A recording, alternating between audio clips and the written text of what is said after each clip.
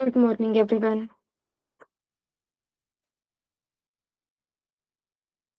Good morning.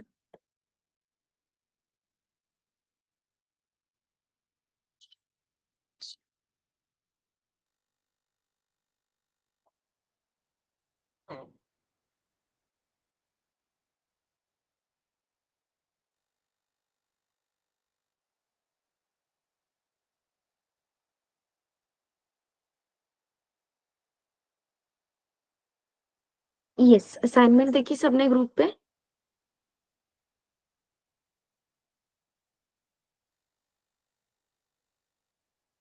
Yes, everyone?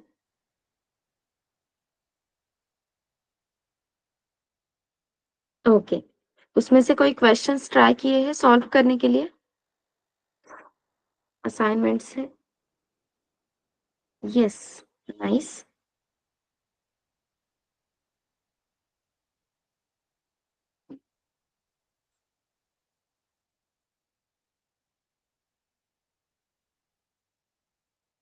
Is there any question जहाँ पे confusion है, एक्सप्लेन करना है?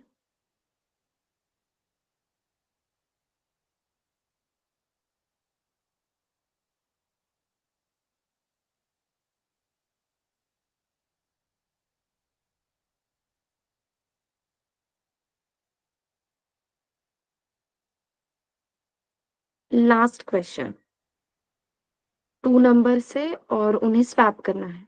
ओके, ठीक है। Other than that, anyone, any question?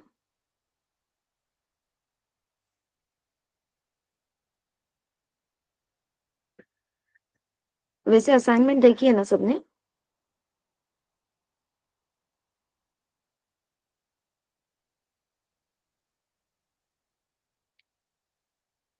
Pre group में भी शेयर की है मैंने सुषमा, और पेड ग्रुप में भी शेयर की है। करेक्ट ना एवरीवन?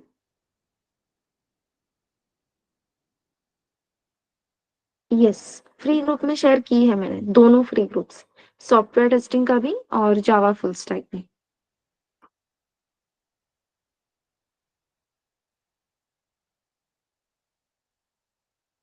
आपने टेलीग्राम ग्रुप ज्वाइन किया है ना सुषमा?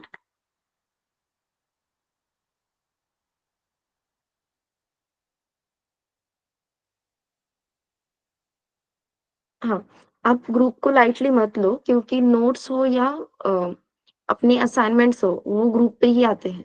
मुझे पता है आप ग्रुप नहीं देखते हो या फिर उसे स्क्रॉल नहीं करते हो, लेकिन ऐसे मत करना, एक बार देख लेना, ठीक है? पहले जैसे ग्रुप्स इग्नोर करके अब नहीं चलेगा। फाइन, चलो। लास्ट क्वेश्चन डिस्कस कर लेते हैं, लेकिन लास्ट क्वेश्चन से पहले कुछ चीजें देखते हैं। Just a minute, let me share my screen.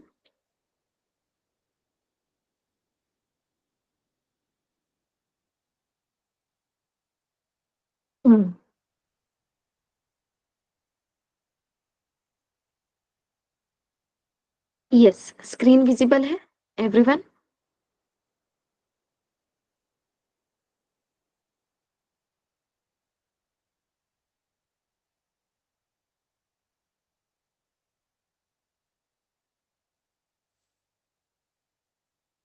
Okay.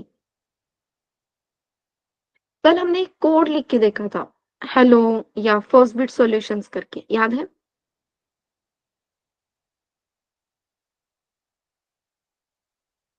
Simple, हमने with the help of printer first bit solutions ये प्रिंट किया था कंसोल पे। यस। तो एग्जीक्यूशन तो हो गया, लेकिन उसे मेमोरी कहाँ पे मिल रही है, या फिर ये सब एग्जीक्यूशन कैसे हो रहा है? ऐसा कोई क्वेश्चन आया दिमाग में?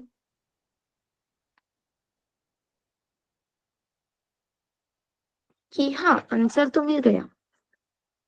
ओके। हमने फर्स्ट बिट सॉल्यूशन प्रिंट करने के लिए बोला था, तो फर्स्ट बिट सॉल्यूशन प्रिंट हो गया, लेकिन कैसे? अगर बाइनरी फाइल से हो रहा है, फिर भी जो कुछ भी इनपुट हम दे रहे हैं, उसे स्टोर करने के लिए मेमोरी कहाँ पे मिल रही है? ऐसे कोई क्वेश्चन आया दिमाग में?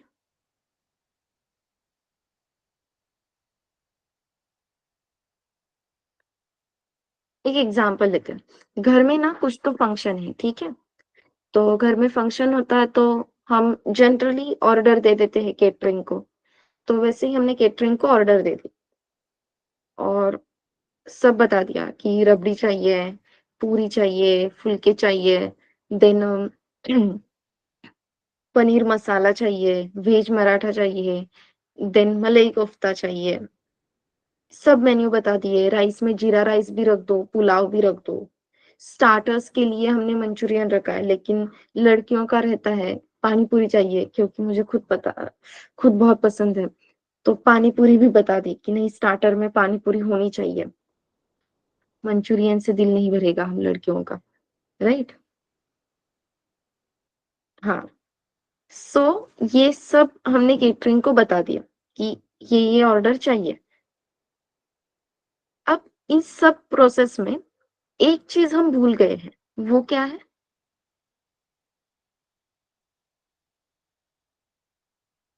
हमने अपनी पूरी फैमिली के बारे में सोच के उतनी क्वांटिटी में खाना बनाने के लिए बोल तो दिया केटरिंग को, ऑर्डर दे दी, लेकिन एक चीज यहाँ पे भूल गए। वो क्या है? आपको क्या लगता है?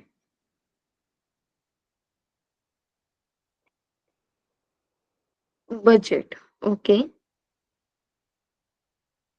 लेकिन ऑर्डर देते टाइम जब हम कह रहे हैं कि केटरिंग को ऑर्डर दे दी, तो बजट का सवाल ही नहीं आएगा ना। हम वो सब देख के पैसा वगैरह निपटा देंगे।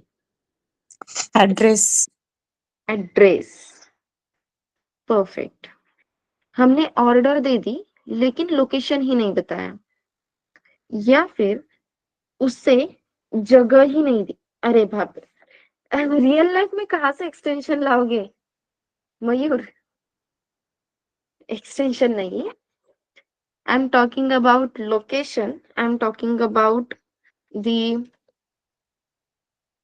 हाँ। सो बेसिकली आपको, आपने ऑर्डर तो दे दी, लेकिन वो ऑर्डर कहाँ पे आनी चाहिए वो नहीं बताया। और वहां पे ऑर्डर आ भी जाती है, लोकेशन आपने बता दिया, फिर भी एक चीज मिसिंग है। वो क्या है? लोकेशन, ये एक पॉइंट मिल गया, उस लोकेशन पे वो लोग आ गए, देन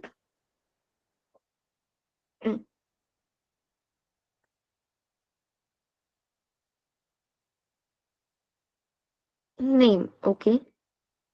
नेम क्यों जरूरी है?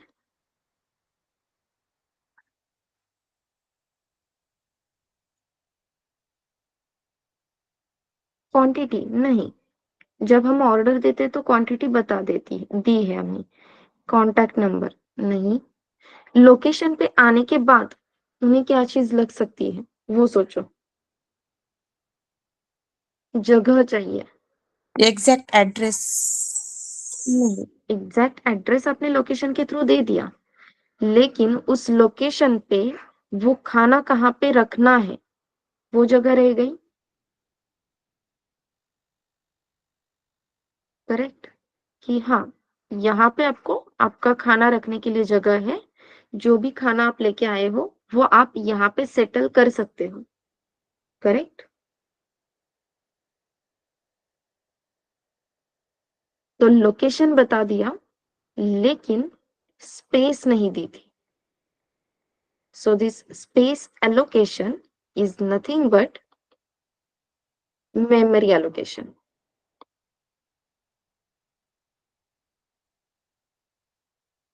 ये पॉइंट क्लियर है? अब मेमोरी से रिलेटेड अभी तक हमने कौन सी चीज देखी है? इफ यू रिमेम्बर, अगर हमें मेमोरी के बारे में बात करनी है तो प्रीवियस कुछ चीजें लगेगी ना। विशाल, आपका कैमरा ऑन है?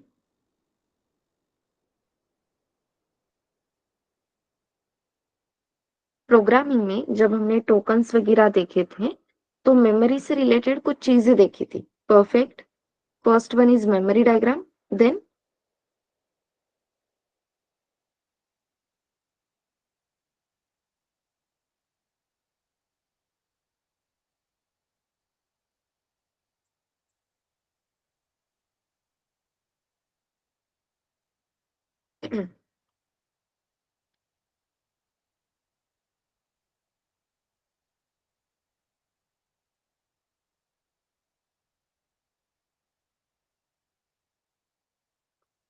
How much memory it requires, ये इंफॉर्मेशन कौन प्रोवाइड करता है हमें? Data types.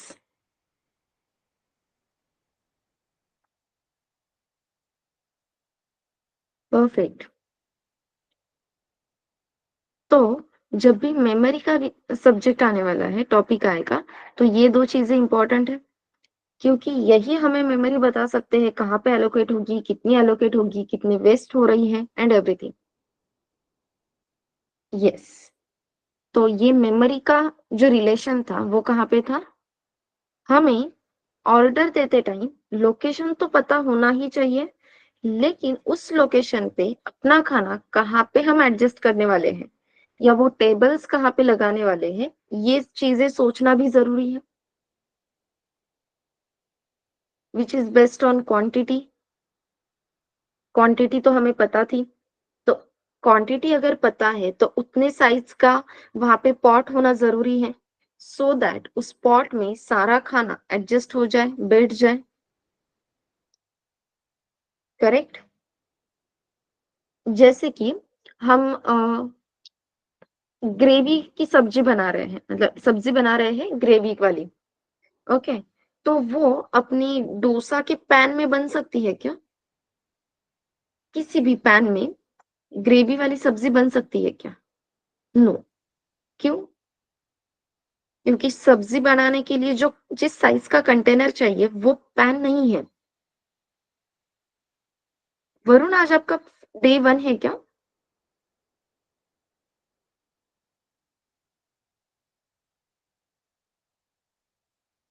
यस। सो एक बार प्रीवियस लेक्चर्स देख लो तो आपको आइडिया आ जाएगी, ठीक है?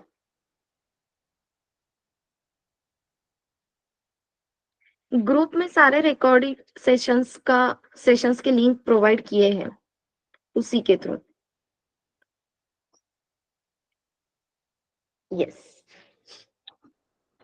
Sorry, back to the point. तो हम ग्रेवी की सब्जी पैन में नहीं बना सकते, पॉसिबल ही नहीं है, क्योंकि उतनी जगह नहीं है। सो सब्जी स्टोर करने के लिए जिस साइज का कंटेनर चाहिए था, जितनी मेमोरी चाहिए थी, वो आइडेंटिफाई करना अपना काम था। तो हम बाय डिफॉल्ट उसके लिए कढ़ाई एलोकेट कर देते और पैन में डोसे ही बनाते या ज्यादा से ज्यादा रोटी बना लेते। समझ में आ रहा है? सो अपने पास कंटेंट क्या है? कंटेंट इज नथिंग बट, अपने पास डेटा क्या है, ये देख के इसके ऊपर डिसीजन होने वाला है अपना कंटेनर कौन सा होना चाहिए। Right. Based on the content, we are going to identify data. Based on that data, we are going to identify container. Link लग रही है एवरीवन? अब ये सब काम तो हम कर लेंगे, लेकिन इन्हें स्टोर कहाँ पे किया जाएगा? क्योंकि जब तक हम ये डेटा स्टोर नहीं करेंगे उसके ऊपर कुछ भी ऑपरेशंस नहीं कर सकते। तो आपको क्या लगता है ये जो भी डेटा हम स्टोर करना चाहते हैं वो कहाँ पे स्टोर होता होगा? थ्रू कोडिंग जो डेटा हम स्टोर कर रहे हैं वो कहाँ पे स्टोर होता होगा?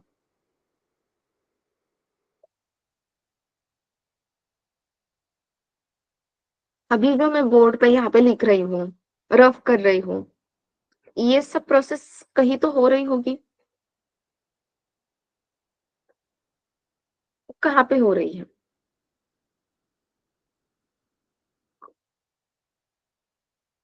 मेमोरी। कितनी टाइप की मेमोरी है अपने पास?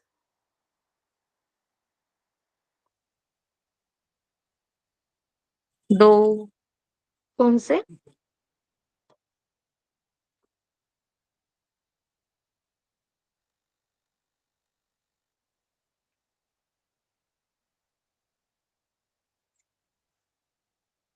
and non-volatile.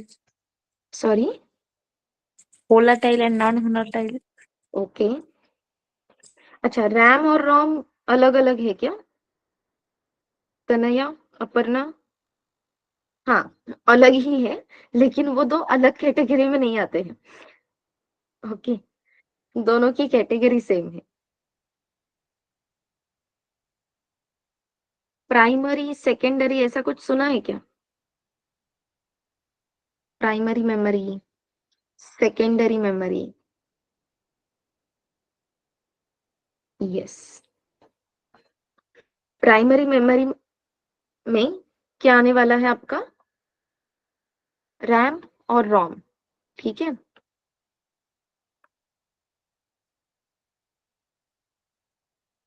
फिर सेकेंडरी मेमोरी में क्या आएगा?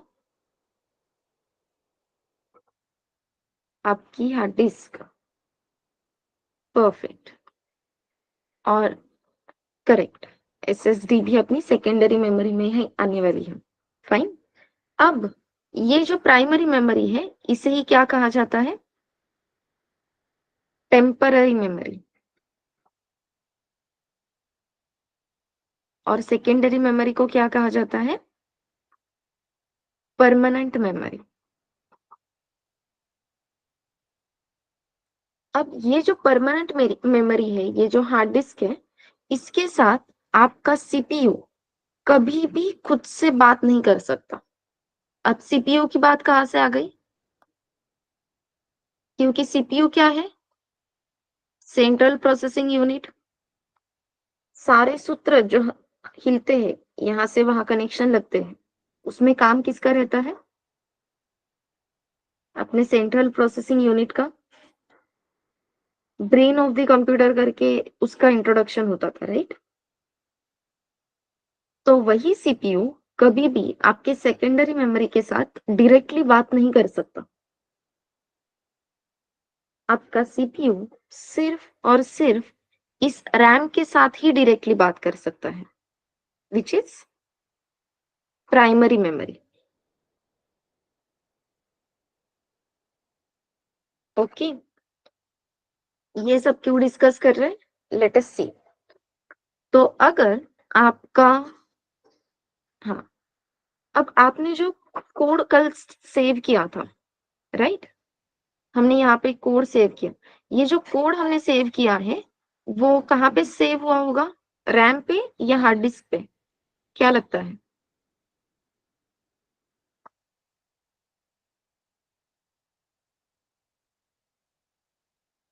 Okay, yes, what about others?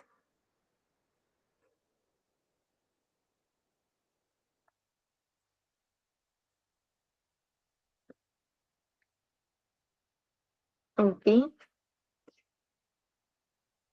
तो जब भी हम कोई फाइल सेव करते हैं ना, तो अपनी जो फाइल्स है वो हमेशा हार्ड डिस्क पे ही स्टोर होती है।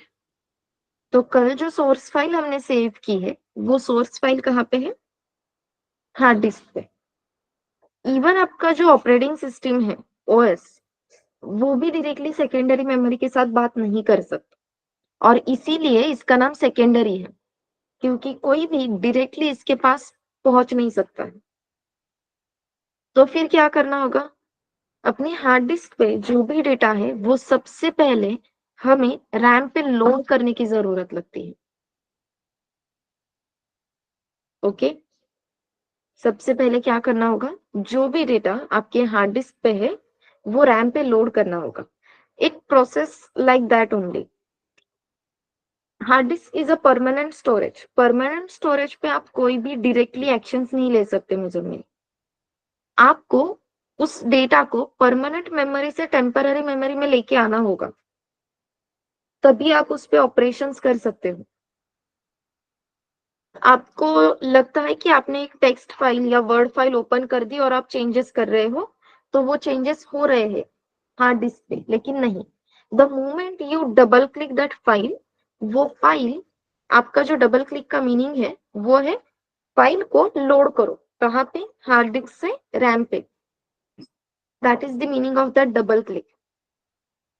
जब आप एग्जीक्यूटेबल फाइल रन करते हो, ये मैंने आपको बताया था, आप वर्ड एप्लीकेशन यूज कर रहे हो for writing documentation and everything, तो वो जो वर्ड आपके पास है माइक्रोसॉफ्ट वर्ड, वहां पे भी मैंने प्रॉपर्टीज में जाके आपको दिखाया था कि ये एग्जीक्यूटेबल फाइल है, राइट।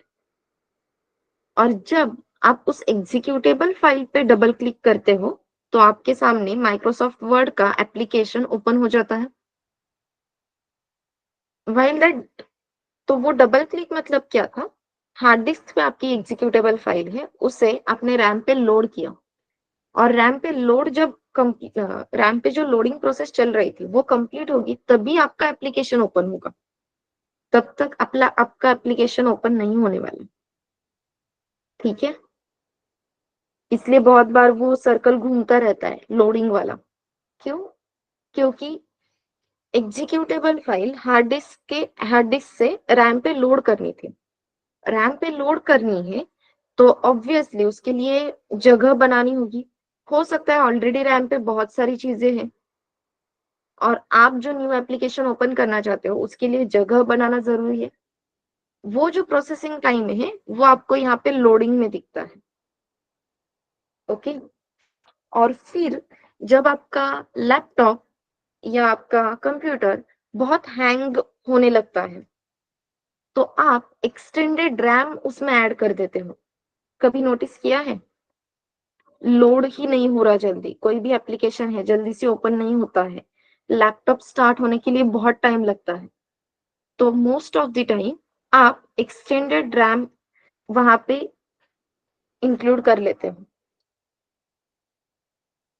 क्योंकि आपके हार्ड डिस्क पे जगह बहुत हो सकती है, हार्ड डिस्क में डेटा प्रॉपरली बैठ रहा है, लेकिन एट अ टाइम जब आप मल्टीपल एप्लीकेशंस ओपन करने की कोशिश करते हो तो जैसे जैसे एप्लीकेशंस ओपन करते जाओगे वहां पे लोड आना स्टार्ट हो जाता है, क्योंकि रैम पे जो मेमोरी है, रैम की जो मेमोरी है वो कम होने लगती है, या जो न्यू एप्लीकेशन आप ओपन करना चाहते हो उसके लिए मेमोरी ही नहीं है रैम पे, ऐसी चीज होने लगती है।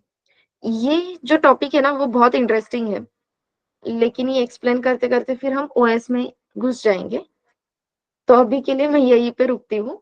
बस इतना समझ लो कि टेम्पररी सेकेंडरी मेमोरी उसे क्यों कहा जाता है, क्योंकि सीपीयू कभी भी हार्ड डिस्क से डायरेक्टली बातें नहीं करता। आपका सीपीयू रैम के साथ बात कर सकता है, और फिर रैम पे आपके हार्ड डिस्क का डेटा लोड होना जरूरी है, ठीक है। सो ये स्ट्रक्चर ऐसे बनेगा।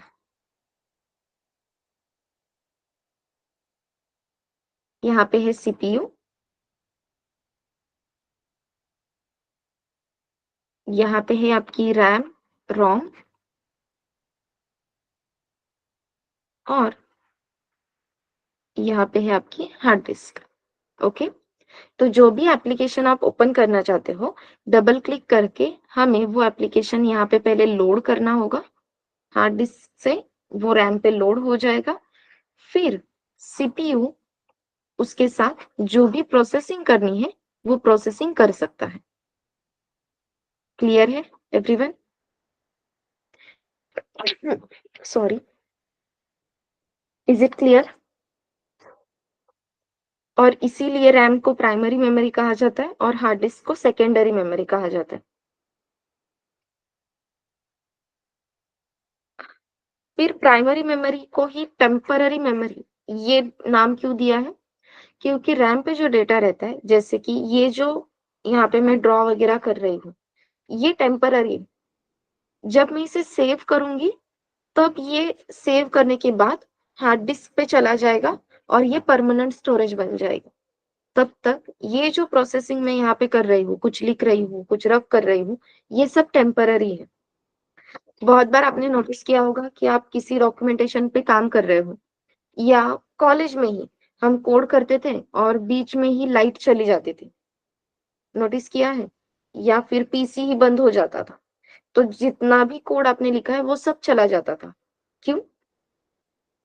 क्योंकि जो कोड आप लिख रहे थे, जो भी प्रोसेसिंग आप कर रहे हो, वो सारी प्रोसेसिंग रैम पे होती है, और रैम पे जो मेमोरी है वो टेम्पररी है।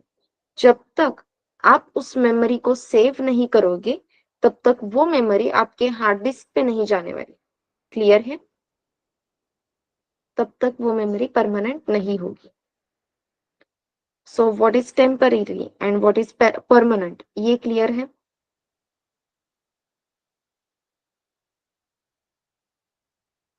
यस।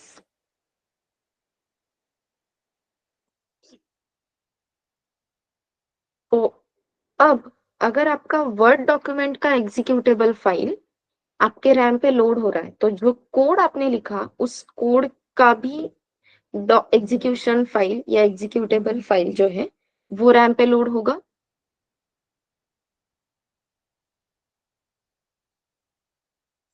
यस। तो अब एट अ टाइम आप यहाँ पे भी देख सकते हो, यहाँ पे मेरा इक्लिप्स भी ऑन है, देन माई कमांड लाइन भी ऑन है, ये वन नोट एप्लीकेशन ऑन है, text editor, notepad, Dev C plus plus, मेरे 2 क्रोम्स के account, Excel sheet, then PPTs, ये सारी चीजें यहाँ पे ओपन है। इन सब पे मैं काम कर रही हूँ, तो ऑब्वियसली इन सारे एप्लीकेशंस को मेमोरी कहाँ पे एलोकेट हुई होगी?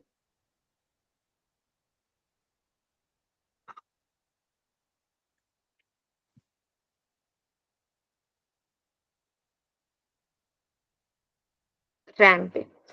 परफेक्ट। अब रैम पे मेमोरी एलोकेट हुई है, तो आपके हर एक फाइल को ऐसे कहा गया है क्या कि नहीं तुम अपने लिए खुद की रैम लेके आ जाओ? एक्सेल शीट को बोल दिया कि भाई तुझे अगर एग्जीक्यूट होना है, हाँ सुनो सुनो, एक एक्सेल को बोल दिया तुम्हें अगर मेरे पीसी पे एग्जीक्यूट करना है खुद को, तो तू अपने साथ खुद की रैम लेके आ जा, क्योंकि एग्जीक्यूशन के लिए रैम लगती है। ऐसे होता है क्या? हर एक एप्लीकेशन खुद की रैम मेमोरी खुद के साथ लेके आ रहा है, ऐसे होता है क्या? नो। अपने पास ऑलरेडी रैम है, तो ये सारे एप्लीकेशन सिर्फ उस रैम पे लोड होने का काम करते हैं। परफेक्ट। वैसे ही अब रैम पे उन्हें मेमोरी मिल रही है। अब यहाँ पे ऐसा अज्यूम करो ये जो एप्लीकेशन है वो एप्लीकेशन है माइक्रोसॉफ्ट वर्ड, ठीक है, एमएस वर्ड का। तो ये इसके लिए यहाँ पे मेमोरी एलोकेट हो गई। वैसे ही कल हमने जो कोड लिखा था डेमो डॉट सी, जब उसकी एग्जीक्यूटेबल फाइल हम उस पर डबल क्लिक करेंगे तो ऑब्वियसली वो हार्ड डिस्क से रैम पे लोड हो जाएगी। तो लोड होते ही उसके लिए यहाँ पे मेमोरी एलोकेट होगी अपने demo dot exe executable file के लिए, और फिर इस एग्जीक्यूटेबल फाइल के साथ जो भी ऑपरेशंस हमें करने हैं वो with the help of CPU हम कर सकते हैं। तो जब हम कहते हैं डेमो डॉट एक्सी ये फाइल हार्ड डिस्क से रैम पे लोड हो गई और अपनी इस एग्जीक्यूटेबल फाइल को रैम पे मेमोरी मिल गई, दैट मेमोरी या ये जो ब्लॉक है, ये ब्लॉक हमने इन डिटेल देखा था which is known as memory diagram. Clear है? जो डे 2 आई थिंक डे 4 पे मैंने आपको मेमोरी डायग्राम दी थी, तो वो मेमोरी डायग्राम कहाँ पे आ गई? इस रैम पे। तो जब आप कोड एग्जीक्यूट कर रहे हो, अब ये मेमोरी डायग्राम जरूरी क्यों है ये समझ में आ रहा है? क्योंकि रैम पे क्या प्रोसेसिंग हो रही है, कैसे होने वाली है प्रोसेसिंग, ये सारी चीजें आप खुद से आपके पेन पेपर की हेल्प से ड्रॉ कर रहे हो। Isn't it amazing? मतलब कोड लिखते ही आपको पता चल रहा है मेमोरी में एग्जैक्टली वर्किंग कैसे हो रहा है, क्या हो रहा है। अगर आपको मेमोरी में होने वाली चीजें समझ में आ गई तो कोडिंग आसान हो जाएगा। Yes, no, may be?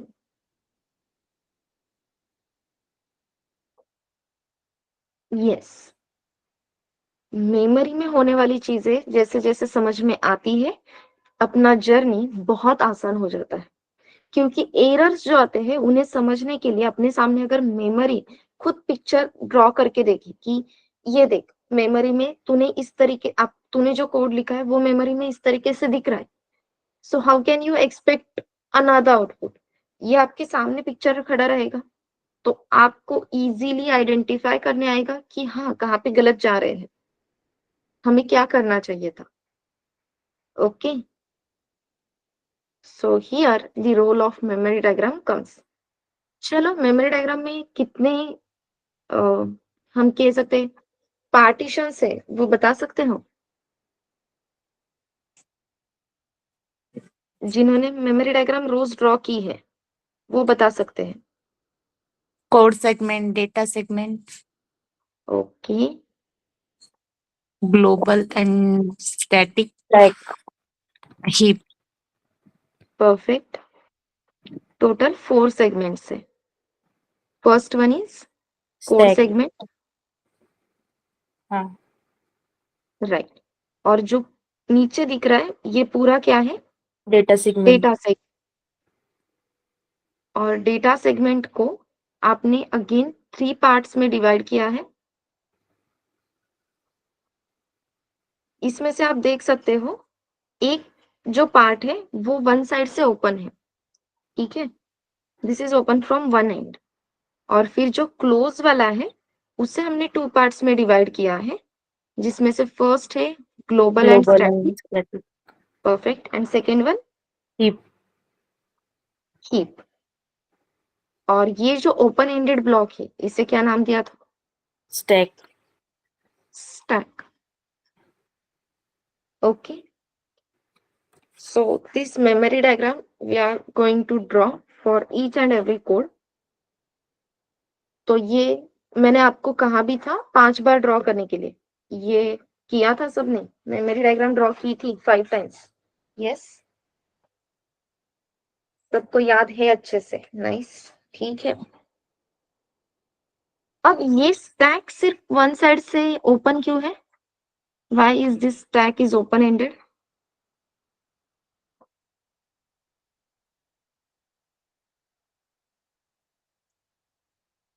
Muzammil, तू आज के आगे नहीं मालूम नहीं मालूम नहीं करेगा, ठीक है?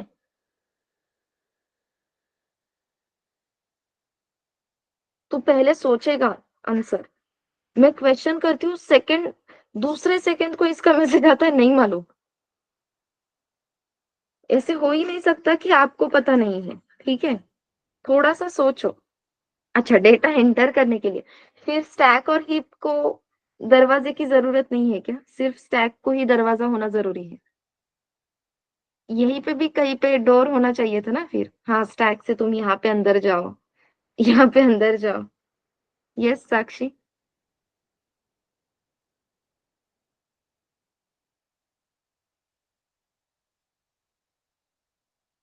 अपने ऐसे एक के ऊपर एक ऐसे बुक्स रखे, ठीक है? यहाँ पे है C, then C++, then Java, then DSA, then Harry Potter, ऐसी बुक्स है।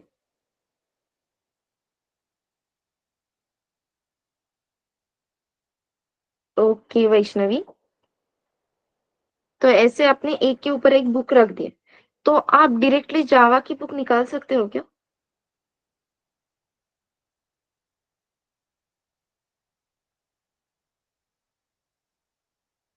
आपल्याला कपाटातून कपडे ओढायची सवय असते, तो फॉर्म्युला इथे अप्लाय करू नका, ठीक है?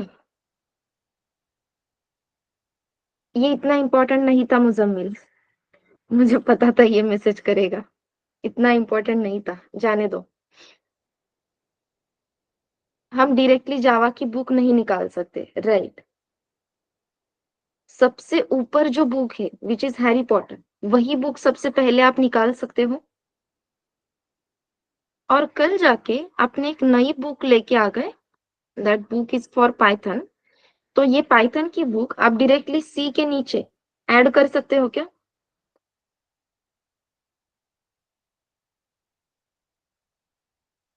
यहाँ पे डायरेक्टली हम इसे पाइथन को ऐड कर सकते हैं क्या? नहीं, हमें क्या करना होगा? पाइथन की बुक ऊपर ही ऐड करनी होगी, करेक्ट?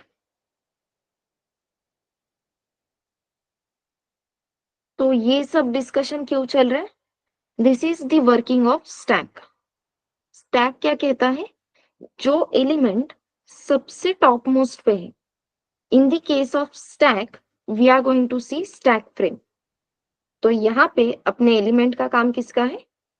स्टैक फ्रेम का। ओके, तो सबसे ऊपर जो स्टैक फ्रेम रहेगी वो पहले बाहर निकलेगी, और जो स्टैक फ्रेम सबसे नीचे है वो सबसे लास्ट में बाहर जाएगी, या वो स्टैक फ्रेम सबसे लास्ट में वैनिश होगी। क्लियर है? आपकी पूरी मेमोरी डायग्राम जो है ना साक्षी, वही टेम्पररी डेटा है, इसीलिए तो वो रैम पे है, right? Yes, last in first out, correct Vaishnavi. Let me repeat my self. Stack पे एलिमेंट्स नहीं रहते, स्टैक पे क्या रहते हैं? Stack frames. What is stack frame वगैरह देखेंगे, उसके लिए थोड़ा सा वेट करो। ओके, तो अपने यहाँ पे इस स्टैक में स्टैक फ्रेम रहते हैं।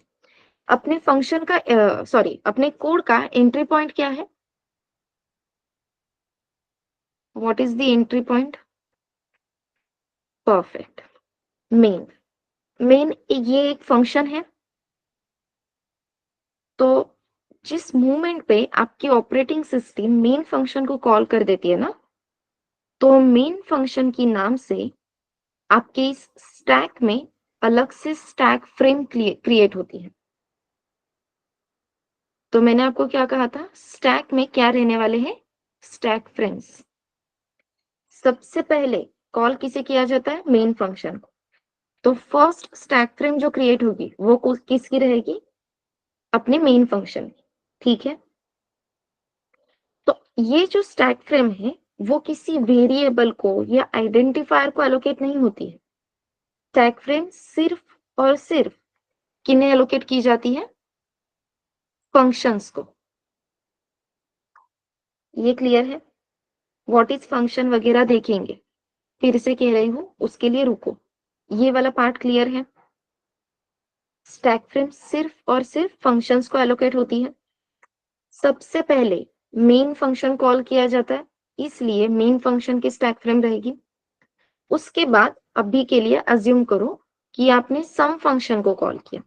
ठीक है, तो सम फंक्शन के लिए यहाँ पे अलग से स्टैक फ्रेम क्रिएट हो जाएगी। ओके, देन आपने माय फंक्शन को कॉल किया, तो माय फंक्शन के लिए यहाँ पे अलग से स्टैक फ्रेम क्रिएट हो जाएगी। तो अब आप मुझे बताओ, हमने जो स्टैक का वर्किंग यहाँ पे देखा है वो समझ में आया है, तो मुझे बताओ ये तीनों स्टैक फ्रेम में से सबसे पहले कौन सी स्टैक फ्रेम इस स्टैक से निकल जाएगी?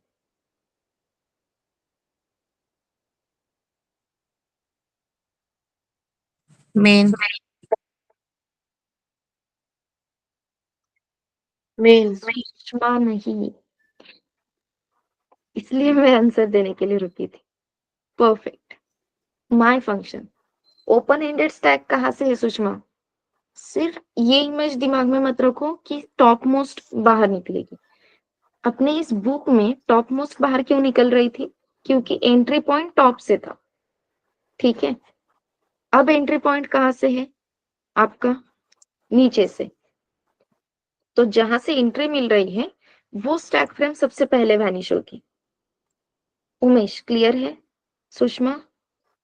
Yes ma'am. यस। सो सबसे पहले अपने माय फंक्शन की स्टैक फ्रेम इस स्टैक से चली जाएगी। After my function which stack frame will vanish?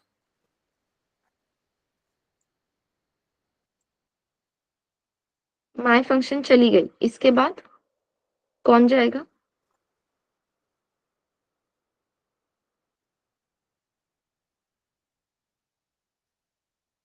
Perfect, my function के बाद कौन जाने वाला है? अपना सम फंक्शन। और सबसे लास्ट में कौन सी फंक्शन कौन सी स्टैक फ्रेम चली जाएगी? मेन। क्लियर है? तो अभी के लिए हमें फंक्शंस के बारे में कुछ भी पता नहीं है, लेकिन मेन फंक्शन के साथ हमें काम करना है, इसलिए बस एक सेंटेंस आपके पास नोट डाउन करके रखना है। वो सेंटेंस क्या है? Every function call gets new stack frame.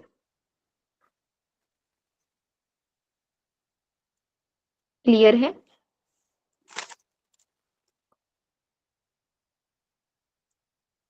इस सेंटेंस का मीनिंग हो सकता है कि अभी समझ में नहीं आ रहा, हमें पता नहीं है कि मैम फंक्शन कॉल कैसे होता है, फंक्शन क्या होता है। आई नो, इसीलिए अभी सिर्फ नोट करके रखो। अकिया, प्लीज माइक म्यूट करो ना। अभी के लिए ये सिर्फ नोट करके रखना है। जब जैसे ही अपना फंक्शन का टॉपिक स्टार्ट होगा, तो ये सारी चीजों का अंडरस्टैंडिंग हमें आ जाएगा। ठीक है?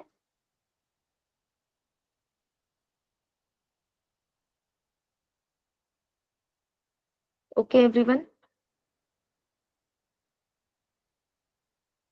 यस।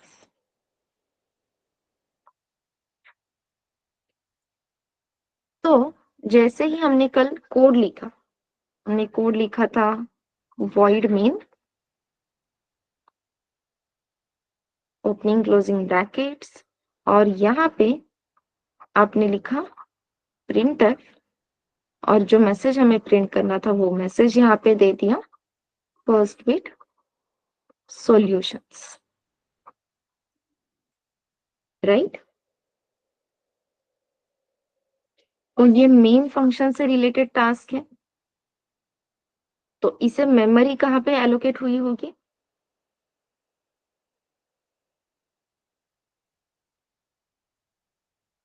ओके, रैम पे हो गई।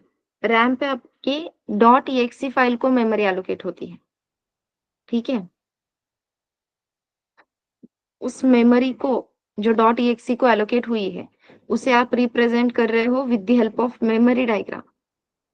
मुजम्मिल, क्लियर हो रहा है क्या? स्टैक पे, करेक्ट।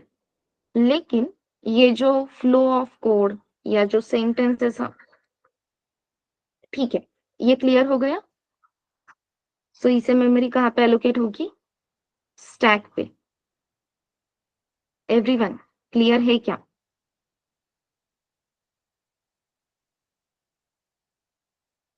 नहीं? ओके। यस मुजम्मिल, कहाँ पे डाउट है? अपर्णा?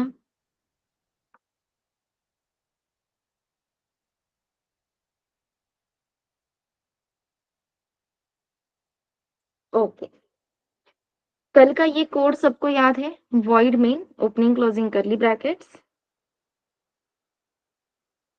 हम हार्ड डिस्क पे मेमोरी फाइल स्टोर करने का काम करते हैं अपर्णा।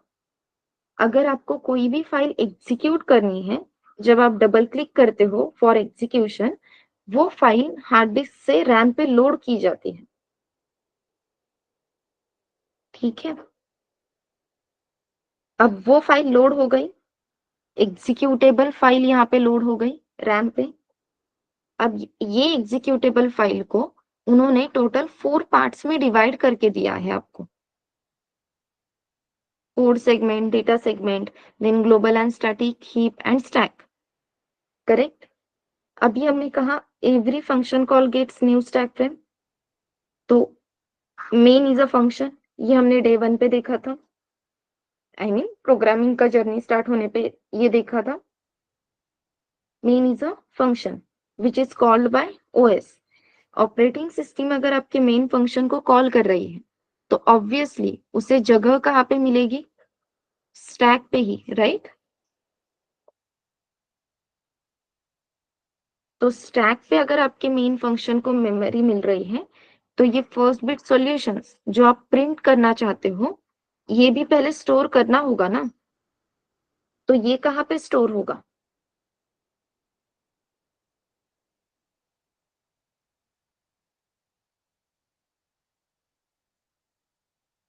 स्टैक पे। क्लियर हो रहा है एवरीवन?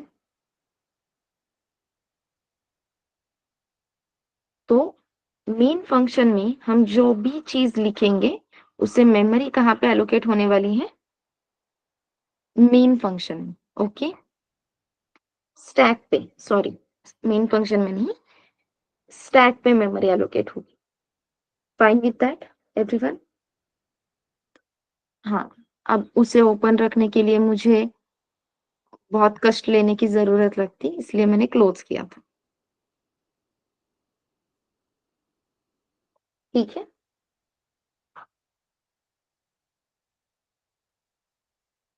ओके। तो अभी के लिए हमें ना कोड ब्लॉक की जरूरत है, ना हमें ग्लोबल एंड स्टैटिक की जरूरत है, और ना ही हीप मेमोरी की जरूरत है, क्योंकि ये तीनों पार्ट देखने के लिए बहुत टाइम है। अभी जो भी काम हमें करना है वो सिर्फ और सिर्फ इस टैग पे करना है। ठीक है, तो जब आप कोड के लिए मेमोरी डायग्राम बनाओगे तो सबसे पहले हमें कौन सी चीज ध्यान में लेनी है? स्टैक। ठीक है एवरीवन?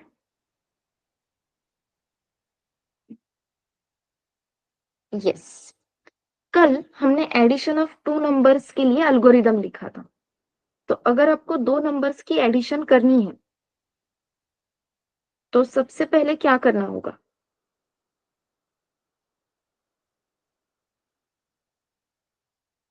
दो नंबर्स एक्सेप्ट करने होंगे।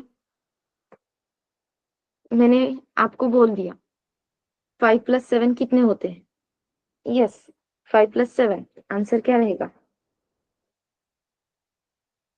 12। जब मैंने कहा 5 + 7, तो आपके दिमाग में ये 5 और 7 पहले स्टोर हुआ या नहीं?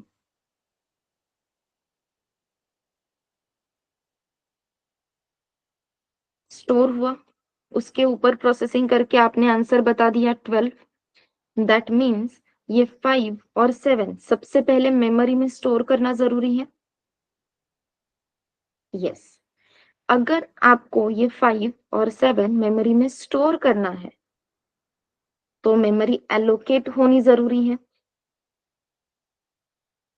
और कितनी मेमोरी एलोकेट करनी है ये बताना भी जरूरी है। यस। तो 5 और 7 ये कौन से टाइप के डेटा है?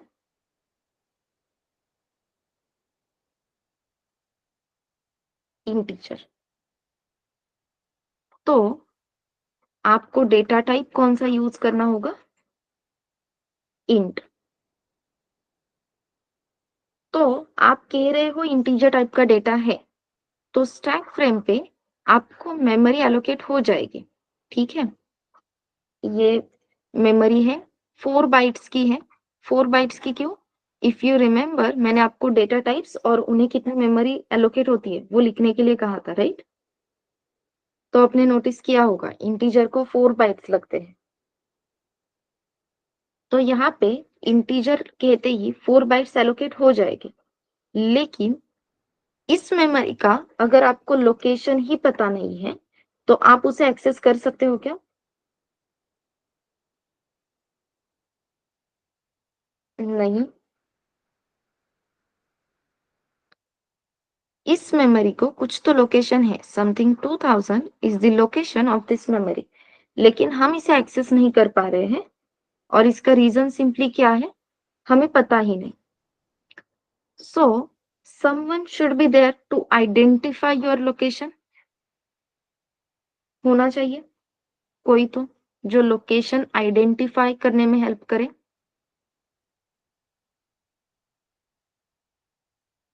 वो एड्रेस है, लेकिन उस एड्रेस को आइडेंटिफाई करने के लिए कोई तो चाहिए।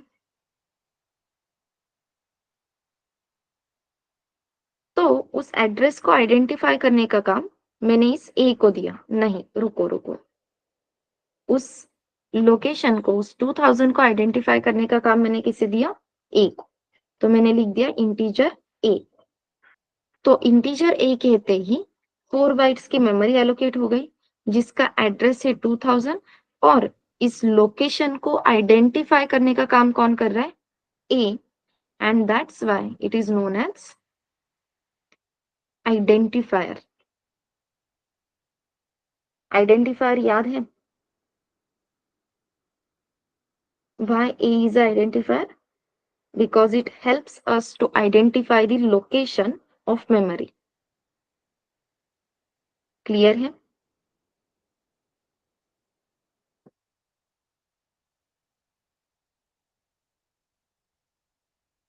Yes. So this is how first हम जो चीज देख रहे हैं या अभी जो आपने किया is nothing but variable declaration. This whole process is known as variable declaration. अब आप कहोगे मैम अभी आपने कहा ए को आइडेंटिफायर कहा जाता है, फिर आप वेरिएबल डिक्लेरेशन क्यों बोल रहे हैं, राइट?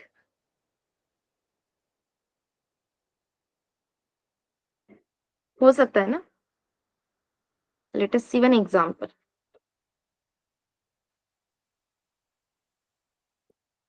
मूवी देखी है अभी कोई? एनीवन? कोई मूवी देखी है? नहीं? क्यों? स्त्री टू को वगैरह नहीं गए थे क्या? हाँ. एनीवन नवरा माझा नवसाचा 2 बघायचा आहे मॅम. तुंबाड. अरे वाह, नाइस. क्लास मूवी है वो. सच में.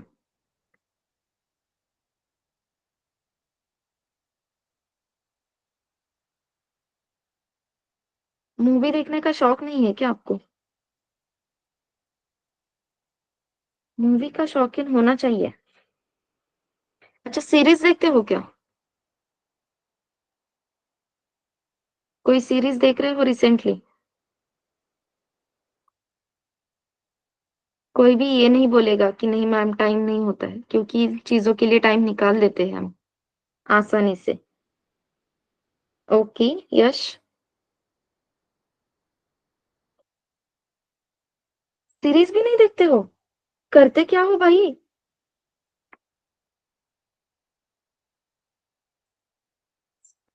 सिद्धांत, ये बात मुझे सच में बहुत सच लगेगी. बस मैं ट्रस्ट नहीं करूंगी, विश्वास नहीं रखूंगी मैं आपकी इस बात पे. That's it. यस.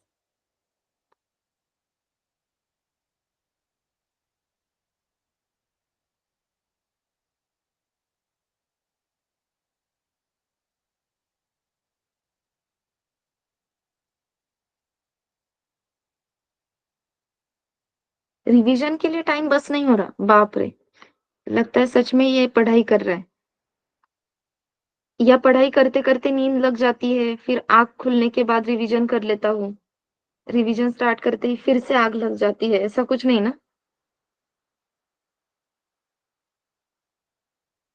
हाँ मतलब इतनी रिवीजन कर रहा है सुन के थोड़ा सा क्वेश्चन मार्क आ गया.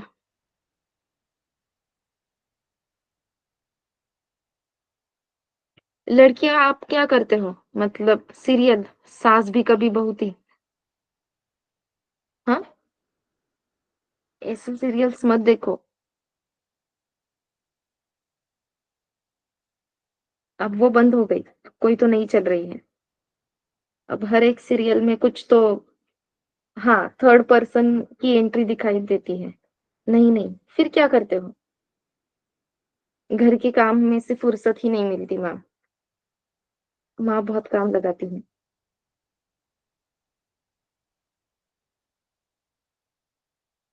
अरे बाप रे. मेरे हर एक बैच में मुझे स्टूडेंट्स मिलते ही है मैरिड. मुझे लगा ये बैच में कोई नहीं है, लेकिन सुषमा है. सुषमा ही बहू है. ठीक है सुषमा, तो ऐसे सीरियल्स मत देख. बिल्कुल भी मत देख. तो फिर लड़कियां करती क्या हो आप? मतलब सीरीज नहीं देख रहे, मूवीज नहीं देख रहे हो, क्या करते क्या हो दिन भर?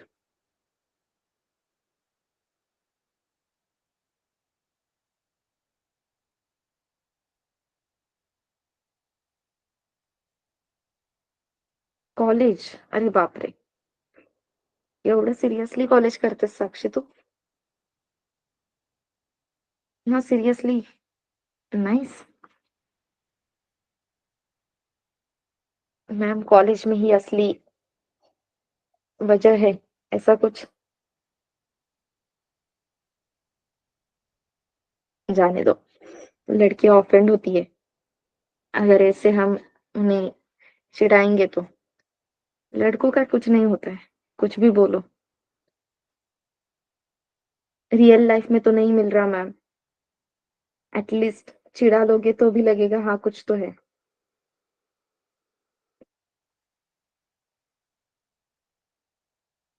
ठीक है।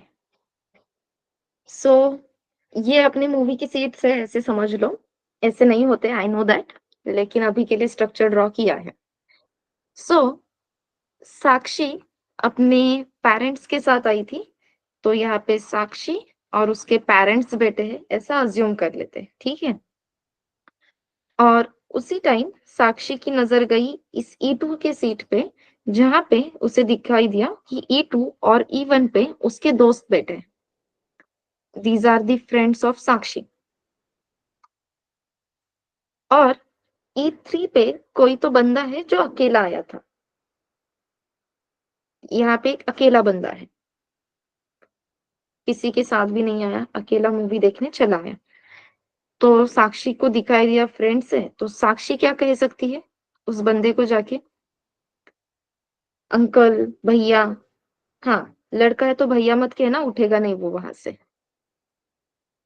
तो हम उसे क्या कह सकते हैं कि हम सीट एक्सचेंज कर सकते हैं क्या, क्योंकि हमारे दोस्त वहां पे बैठे हैं, राइट। तो साक्षी A1 से, अगर वो मान गया, तो साक्षी A1 से E3 पे आ सकती है, और जो अकेला बंदा वहां पे बैठा था वो A1 पे साक्षी की जगह पे आ सकता है। Is it possible? ये करते भी है हम, कि हमारे दोस्त है या अपने पहचान वाला है, तो हम सीट एक्सचेंज कर लेते हैं, करेक्ट। यस। तो साक्षी की टिकट पे सीट नंबर A1 ही था। साक्षी ने सिर्फ क्या किया है, वो टिकट उस थर्ड पर्सन को दे दिया, और उस थर्ड पर्सन का टिकट खुद को दिया। तो E3 ही है, A1 ही है, लोकेशन पहले जो थे वही है। बस उन लोकेशन पे कौन बैठेगा वो चेंज हो गया। उस लोकेशन पे कौन बैठ रहा है, दैट मीन्स वैल्यू, वो चेंज हो गई। लोकेशन एज इट इज है। ये समझ में आ रहा है? यस। अब ये सब हम क्यों डिस्कस कर रहे थे? क्योंकि जब आपने लिखा इंटीजर ए, नहीं नहीं, जब आपने लिखा इंटीजर ए, तो ए वेरिएबल आपका लोकेशन आइडेंटिफाई करने के लिए हेल्प कर रहा है। That means E3 is the identifier for that seat, for that location. उस लोकेशन पे वैल्यू क्या होगी, इस पे आपका कंट्रोल है क्या? नो, वो वैल्यू कभी भी चेंज हो सकती है, और इसीलिए हम इसे क्या कहते हैं, variable. Okay.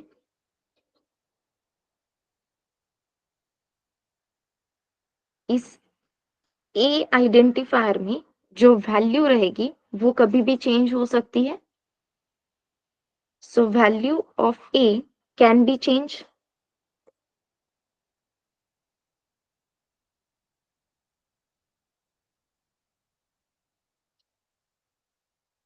This 2000 is the location address, memory address. हर एक चीज को मेमोरी एड्रेस होना जरूरी है, राइट। तो इस एड्रेस को आइडेंटिफाई करने का काम कौन कर रहा था आपका? ए, ये आइडेंटिफायर। लेकिन इस ए आइडेंटिफायर में जो वैल्यू आप स्टोर कर रहे हो वो वैल्यू कभी भी चेंज हो सकती है, आप उसे चेंज कर सकते हो। सो value of A can be very. लेकिन ए की वैल्यू जो ग्रीन बॉक्स में हम स्टोर करेंगे वो चेंज हो रही है, इसकी वजह से 2000 ये जो मेमोरी एड्रेस है वो 3000 होगा क्या?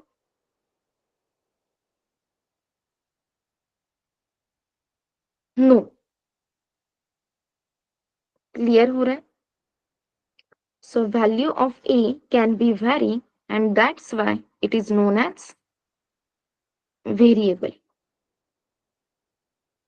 Okay,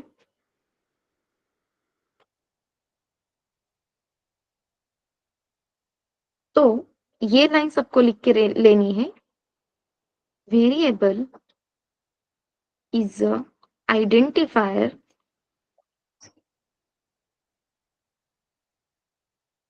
but value can be varies and that's why it is known as identifier. Okay,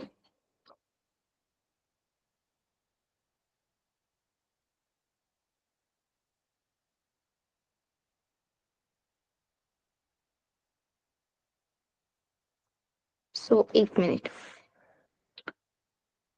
इस सेंटेंस को अच्छे से फ्रेम कर लेते हैं तो आपको समझने में आसानी होगी। Identifiers which are able to vary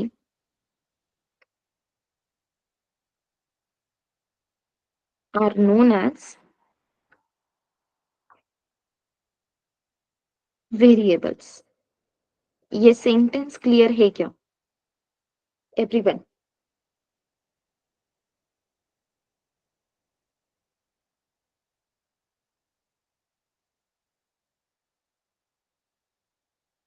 Identifiers which are able to vary are known as variable.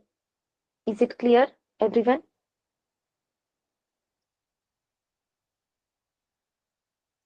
Yes Vishnu बोलो। मैम इसमें इंट डेटा टाइप है और ए आइडेंटिफायर और फिर वेरिएबल कौन सा है मैम?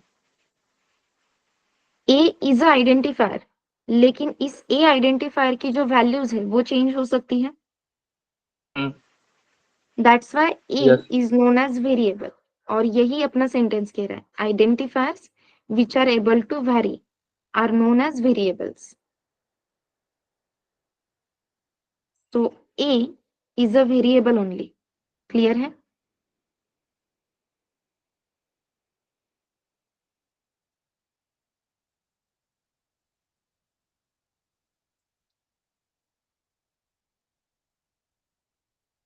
Okay,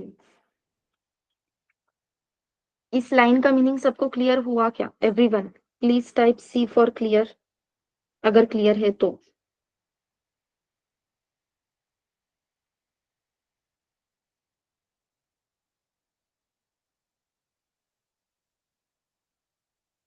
okay,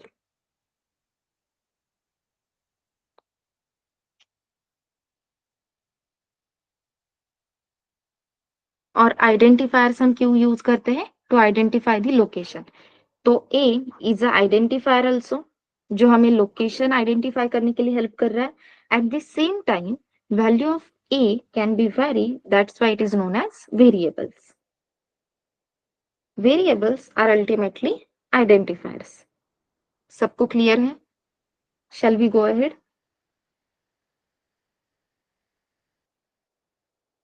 yes. तो सबसे पहले यहाँ पे ये भी लाइन ऐड कर दो, आइडेंटिफायर्स identifies the location।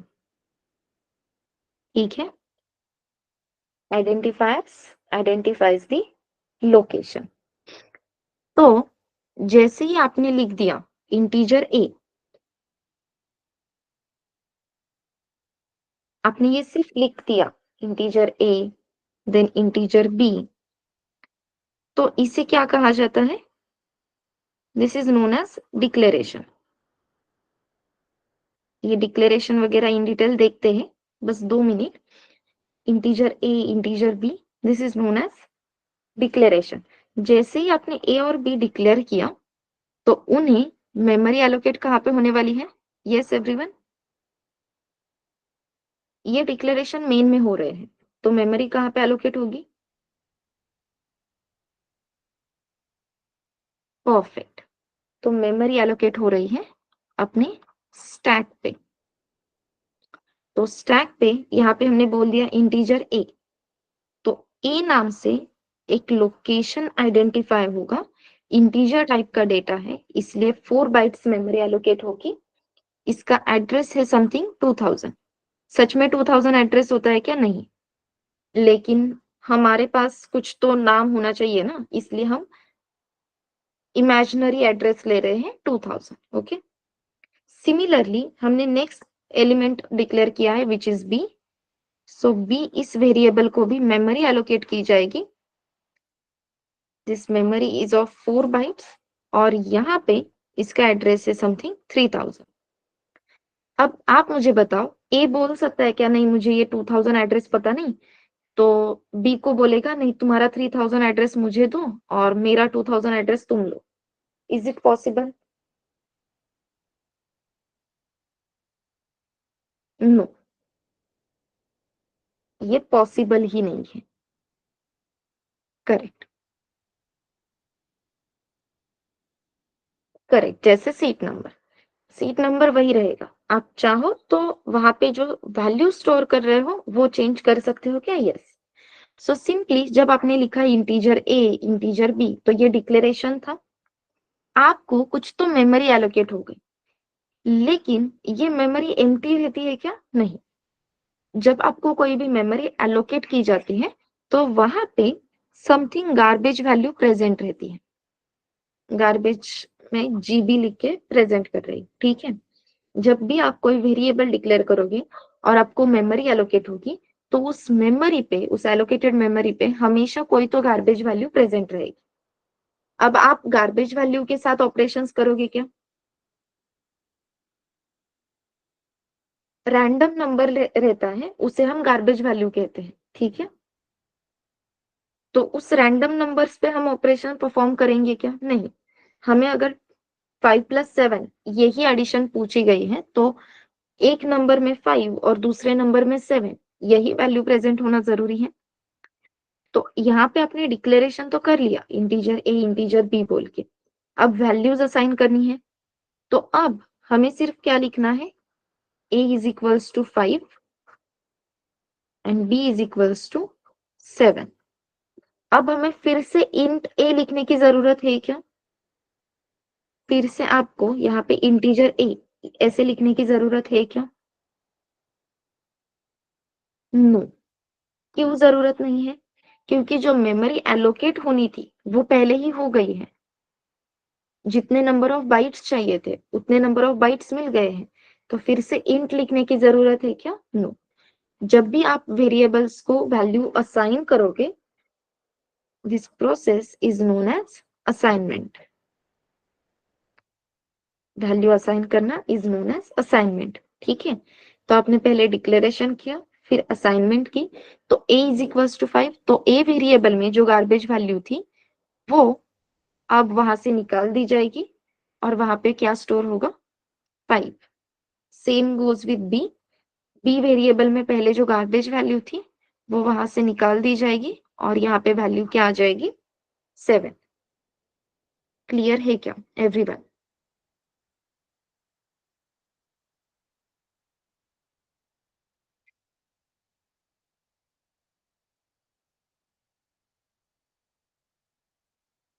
तो नोट्स बनाते टाइम प्लीज ये प्रॉपरली लिखना, 4 बाइट्स, ठीक है।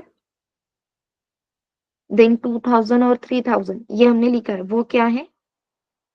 एड्रेस।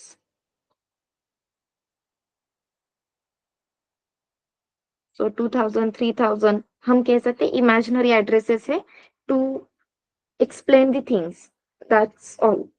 तो जो भी एड्रेस में बोल रही हूँ उसे एक्सप्लेन कर सकूं इसलिए मैंने उसे कुछ तो वैल्यू दे दी। मेमोरी कितनी असाइन होती है? 4 बाइट्स। डिक्लेरेशन और असाइनमेंट क्लियर है क्या?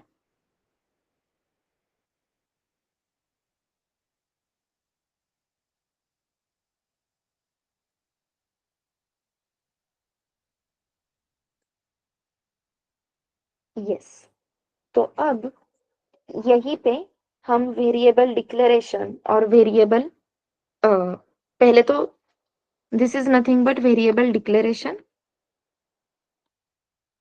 This is nothing but the value assignment. तो वैल्यू आपने असाइन कर दी, लेकिन वैल्यू असाइन करने के लिए पहले वेरिएबल डिक्लेयर होना जरूरी है। मैंने अगर यहाँ पे डायरेक्टली लिख दिया c इज इक्वल्स टू 10 तो चलेगा क्या?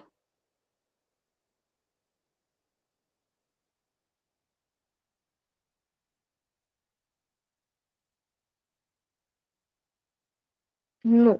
रीजन क्या है? स्टैक में c के नाम से कोई भी मेमोरी वहां पे रिजर्व्ड है क्या? नो। अगर c के लिए कोई मेमोरी ही यहाँ पे एलोकेटेड नहीं है तो वैल्यू स्टोर करना तो बहुत दूर की बात हो गई। यस, उसी पे आ रही हूँ, रुको। ये क्लियर है? वैल्यू असाइन करने के लिए वो वेरिएबल डिक्लेयर होना पहले बहुत जरूरी है। तो फिर यहाँ पे क्या होने वाला है? Error. This error is known as compilation error. क्यों? क्योंकि जब आप बाइनरी फाइल क्रिएट कर रहे हो तो बाइनरी फाइल क्रिएट करते टाइम ही समझ में आ जाएगा आपके कंपाइलर को। कंपाइलर आपकी बाइनरी फाइल क्रिएट करता है, राइट? तो कंपाइलर को ही ये आइडेंटिफाई हो जाएगा आपने c इज इक्वल्स टू 10 लिखा है, लेकिन c के लिए कोई भी मेमोरी आपने एलोकेट की है क्या यहाँ पे? नो। तो एरर है, प्रॉब्लम है। इन दिस केस आपकी बाइनरी फाइल ही क्रिएट नहीं होगी। So if there is any error in our code, then binary file will not be created. Binary file create ही नहीं होगी। क्लियर है?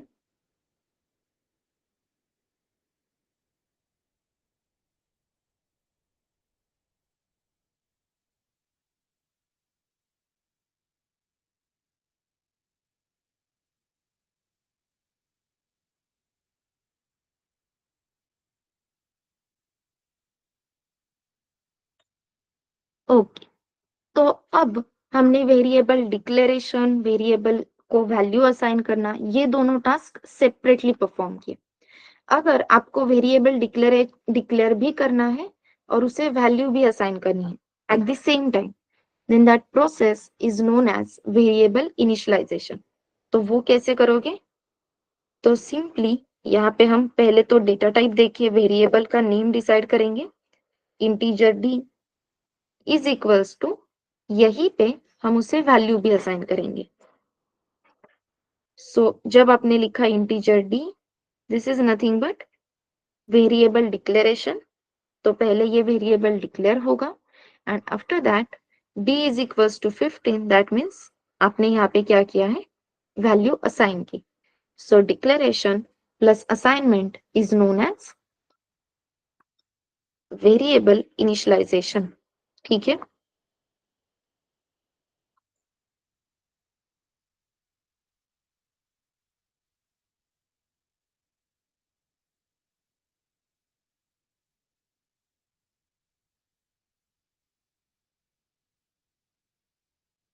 डिक्लेरेशन, असाइनमेंट, इनिशियलाइजेशन, ये तीनों प्रोसेसेस क्लियर है एवरीवन?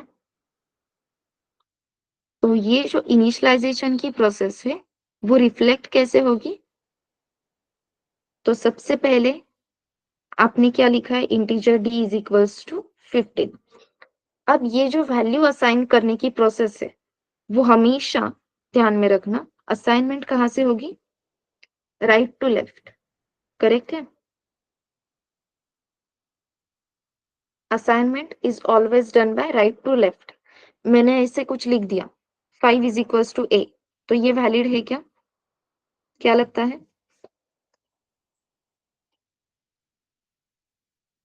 नो, क्योंकि वैल्यू अगर असाइन करनी है तो जो वैल्यू आपको असाइन करनी है वो कंपलसरी राइट हैंड साइड को होनी चाहिए, जिसे असाइन करनी है वो हमेशा लेफ्ट हैंड साइड को ही होना चाहिए। Okay? Assignment is always done by right to left. अगर आपका ये कहना है कि assignment right to left assign की जाती है, तो सबसे पहले 15 यही डेटा रीड किया जाएगा, क्योंकि प्रोसेसिंग राइट टू लेफ्ट हो रही है। तो जब आप पहले 15 रीड कर रहे हो, तो 15 को ऐसे डमी में स्टोर किया जाता है, ठीक है। 15 ये वैल्यू आपके डमी में स्टोर रहती है। अब again 15 is ultimately integer value, तो 4 बाइट्स की ही मेमोरी एलोकेट हो रही है, उसी में 15 स्टोर हो रहा है।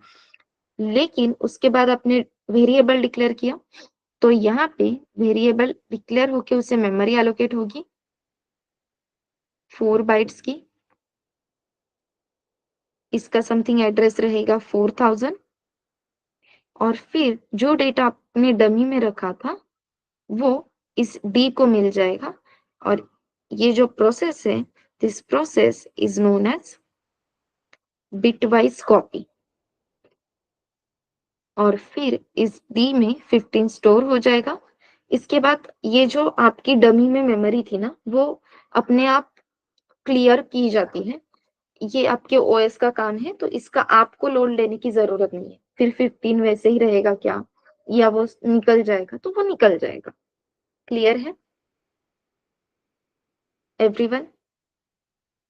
सो 5 और 7 की केस में भी यही हुआ था क्या? यस, 5 और 7 की केस में भी यही हुआ था, क्योंकि सबसे पहले आपके राइट साइड का डेटा रीड हो रहा था। तो ये 5 पहले कैसे डमी में स्टोर रहेगा, फिर डमी से बिटवाइज कॉपी करके वो ए वेरिएबल में स्टोर किया जाएगा।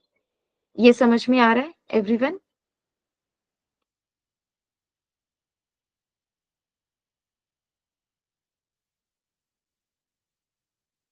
सो ये 5 भी पहले डमी में था, उसके बाद ये बिटवाइज कॉपी होके आपके ए वेरिएबल को असाइन किया गया।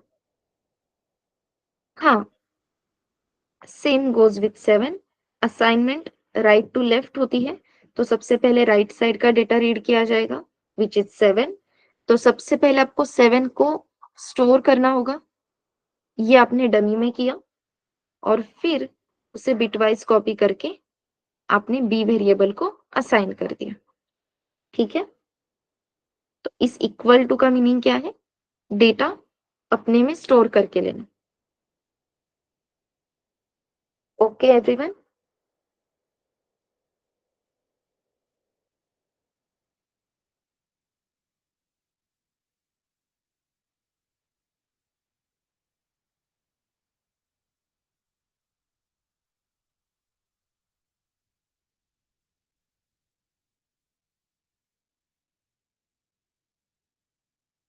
बिटवाइज बोले तो आपने कहा कि इस डेटा को स्टोर करने के लिए 4 बाइट्स लगते हैं, राइट?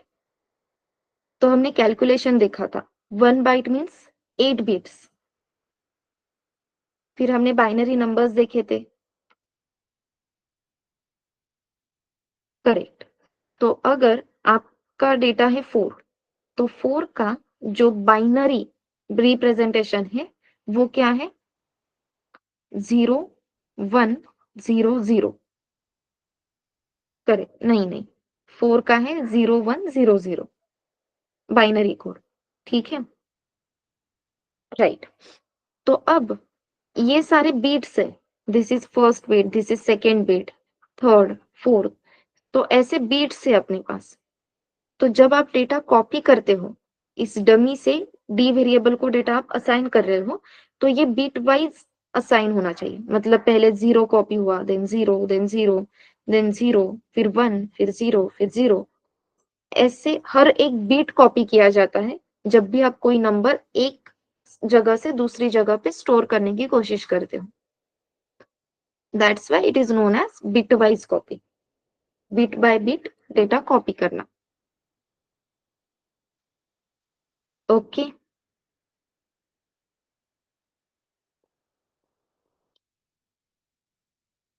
क्लियर है एवरीवन सबको सारी चीजें? यस, तो वेरिएबल डिक्लेयर करना है तो वो विदाउट डेटा टाइप हो सकता है क्या? Can be declare variable without data type? No. जब नोट्स बनाओगे तो ये एग्जाम्पल तो लिखना ही है, इसी के साथ एक जनरलाइज फॉर्मेट क्रिएट कर सकते हो, जैसे कि वेरिएबल डिक्लेरेशन। तो डिक्लेरेशन में क्या आएगा?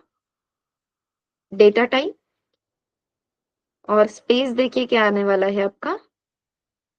Variable name and at the end semicolon. This is known as variable declaration. Assignment में क्या होगा? Variable name is equals to value and at the end semicolon. तो मैंने आपको डिक्लेरेशन और असाइनमेंट इन दोनों का एक जनरलाइज फॉर्मेट दे दिया। ऐसे ही आप खुद से इनिशियलाइजेशन के लिए लिख सकते हो।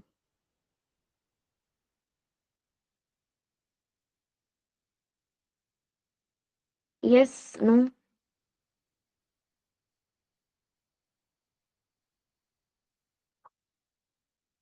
ये था डिक्लेरेशन, ये था असाइनमेंट।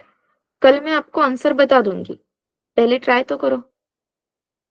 ऐसे ही फॉर्मेट आपको इनिशियलाइजेशन लिखना है। ओके?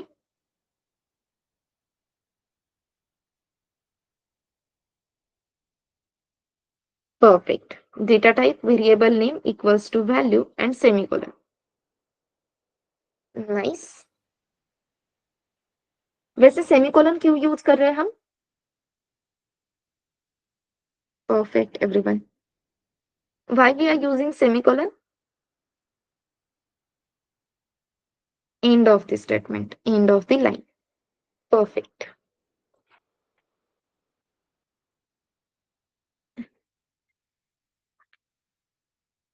तो मजा आ रहा है पढ़ने में एवरीवन?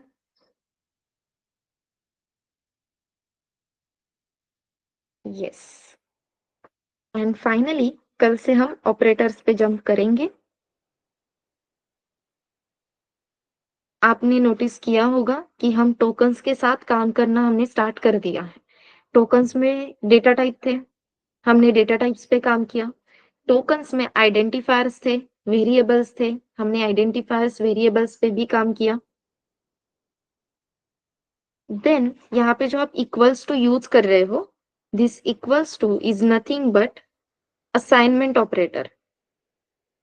ओके? तो आज हमने एक ऑपरेटर भी यूज किया है and that operator is assignment operator. Okay everyone, clear है? करेक्ट मुजम्मिल, ये भी सही है। लेकिन प्लस मत लिखो, क्योंकि जब हम कोड में टाइप करेंगे तो प्लस का साइन नहीं देने वाले ना, स्पेस ही देंगे। तो वहां पे स्पेस फॉलो करो। आप ऐसा कह सकते हो, declaration plus assignment is equals to initialization, जो फॉर्मेट यहाँ पे मैंने आपको दिखाया। Purple is declaration, red is assignment, so declaration plus assignment is equals to initialization. Okay, anyone, any doubt? Yes, no? Okay then, shall we stop? आपने दिया हुआ answer मैं यहाँ पे लिख रही हूँ बस। Data type variable name equals to value.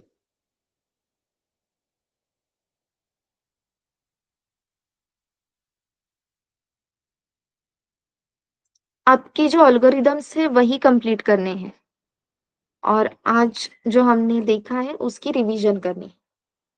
कल आपके लिए बहुत असाइनमेंट रहेगी, एक ही असाइनमेंट लेंदी हो सकती है, ठीक है? यस। ओके, फाइनली आज आप हंसे तो मुझे अच्छा लगा, क्योंकि बहुत ही दिन लगे हैं आपको हंसने के लिए। जनरली ऐसे होता नहीं है मेरे सेशंस में। आप ही स्टूडेंट्स लोग। यस। चलो everyone, Bye bye. Have a nice day.